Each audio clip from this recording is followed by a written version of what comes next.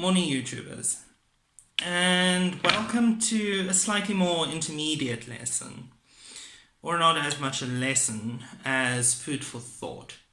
Recently I've been asked by one of my fellow colleagues, what concertos do I give my students when they're ready to play something slightly more advanced than average character pieces? So this got me thinking, and I went through my sheet music this morning and I found a lovely concertino by Oskar Rieding in A minor in an Ungarische Weise, meaning in a Hungarian air. Now this is a really fantastic little piece. It makes use of strictly first and third position, which you should be able to find the music on IMSLP for, but just in case you can't, this is what it looks like. I'm sure you can see our sheet music there, concertino, that's what it looks like.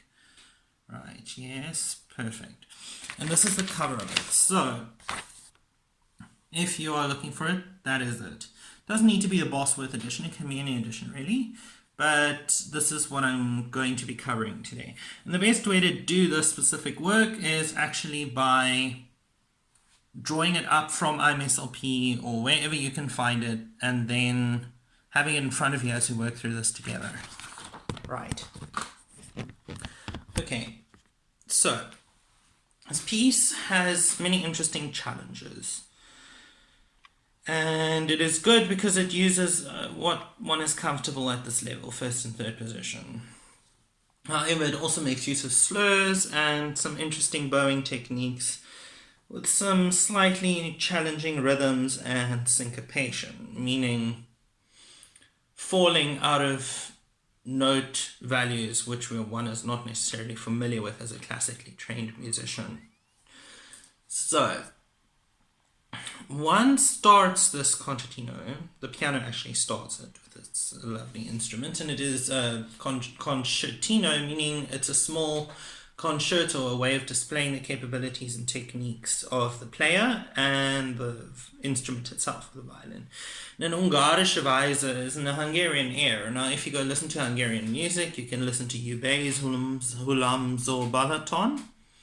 You can listen to Chardas by Vittorio Monti, which is a more famous one. And you'll find a lot of that, it's warm, it's passionate, and glissandos, meaning like slides on your string that one technically says to avoid when shifting to high positions, that becomes available. Right. So the fastest way to learn a concerto like this is to know what the title means, and that gives you a lot about the way that it's supposed to be. And then also to know Oskar Rieding, his history as a composer, when he wrote this, what time period he's from, and then knowing, for example, if he's from the Baroque, which he's not, but if he is from the Baroque, then your use of vibrato, if you can do vibrato at this stage, which is recommended, or your use of bowings and higher positions if possible, if you have learned higher positions. Otherwise you stick in first and third. And then your bowing techniques. Right, so we don't start on the first beat of the fourth bar actually. We start on the third beat, well rather the end of the third beat. You can draw this up on IMSLP. So to count this, it might be good to divide it into quavers, or eighth notes to be sure. And the way about going about this is tate, tate, tate, right. So then you start on just after you said the third te. So ta, te, ta, te, yada da da da da dum bum bum, yada da da da da da da da dum ba da dum bum ba. Now the best way to go about doing something like this is to sing it first, because then you will breathe with your bow like you breathe after you've sung phrases. So that's a good way about going about it. So let's have a look at this first line. Okay, right. So just so that you can see my instrument properly. Right, so ta-te, ta-te, ta-te.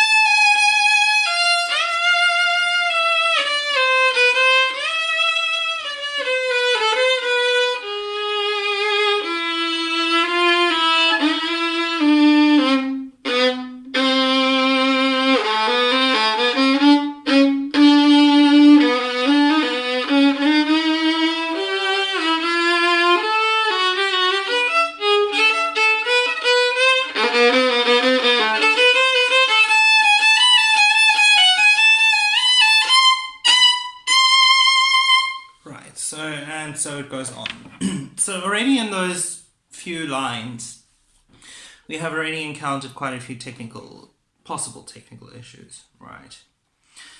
The first, after our little run, landing on a down bow, is it states very clearly that it wants 3 down bows on the first beat of bar 5. So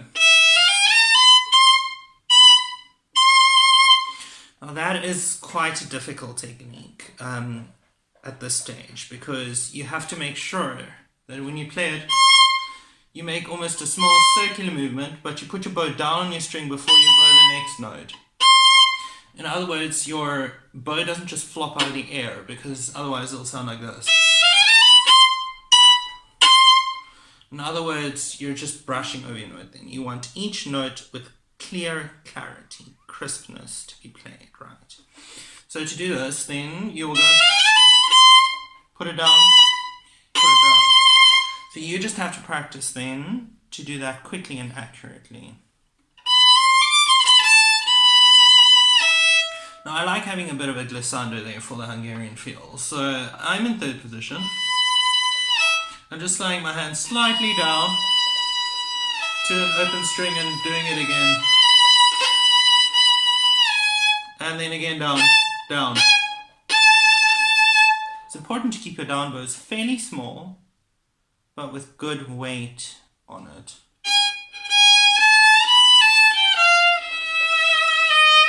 Maybe a glissando here. Soft and mysterious.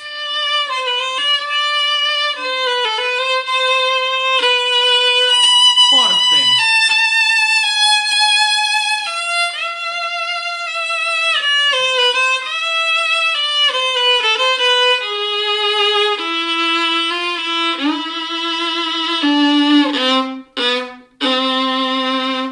Right. So already there, the passage starting at forte here. The next B is an accent. Now let's just a reminder of how we do an accent on the violin. Is you actually put your string down and you wiggle it with your bow. You put your bow down on your string, right? And you let the pressure go. So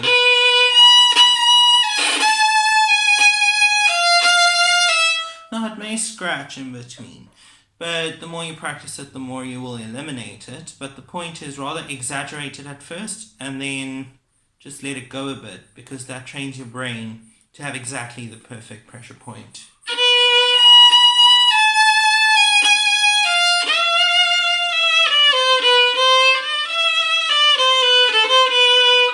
Make sure you hold that G sharp long enough. There we go. Right.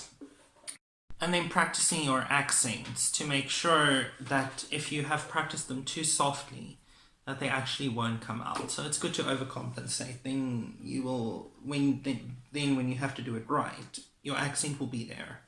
Okay, right. So the important part, place your accents. Have a warm tone, especially on your G string, where you can, and listen to as many recordings of this as you can. Right, so I'm going to play it from the start to where it changes its mood. Okay, so here we go.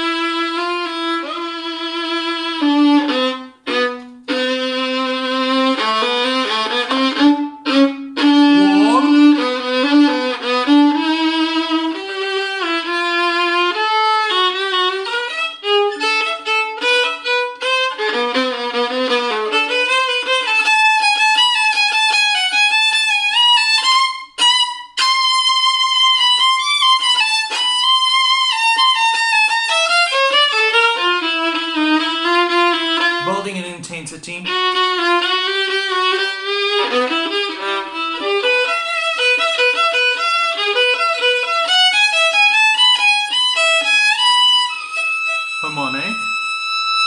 Molto ritardando, very slowing down. Right. So let's just discuss what happened in that little passage there. Yaram bam bam.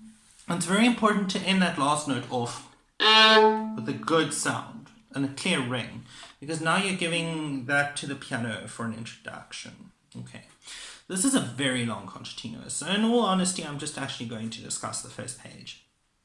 And then at a later point, I will discuss the rest of it. It's pretty much the same thing over and over again. It's reading. So, here, it's important to place your accents and your semiquavers in the right place. So,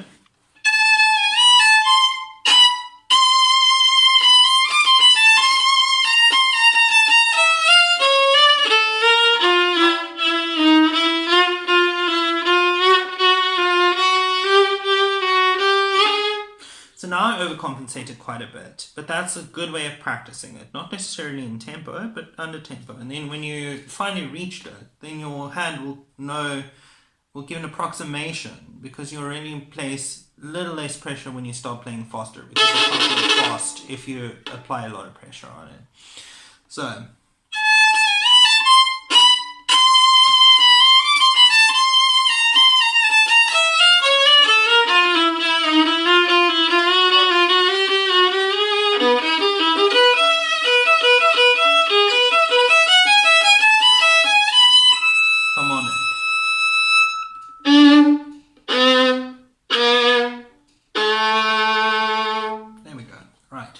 that's the end of the dramatic entrance of the Hungarian concerto.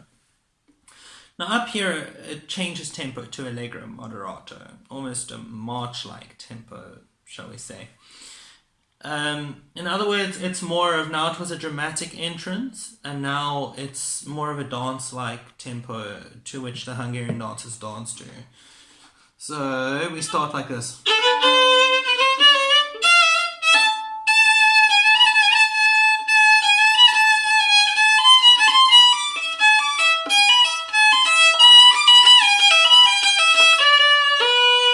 Right, now that already poses quite a few problems. Important to start on your string. Accent. Right. Now there are two demi-semiquavers there. So, for the time being, when we play, we never just come back down onto the string through the air. We actually put our bow down after every race. So,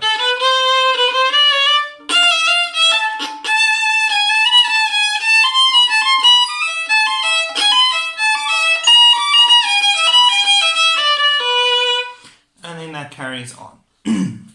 It's important to keep the energy in this passage. Almost like you're teasing the feel of this. So it's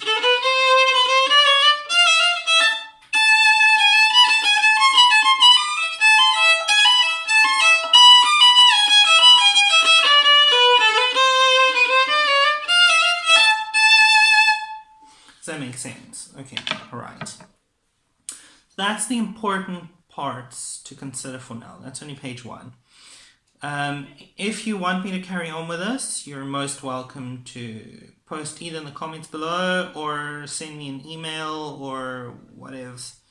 Go for it. So it's just a view of how I would analyze a beginner's concertino. And then from there on, what I would do and why I would recommend this, because we've been using first and third position. I've cheated a bit and I've used second position, but by now you should alternatively know second position, but if you don't, it's not a train smash. I mean, with violin we always learn first and then third and then second and then fourth and fifth and sixth and whatever. Right, so if you have any questions, post in the comments, and then you're most welcome to message me at any time. Okay, thank you, friends.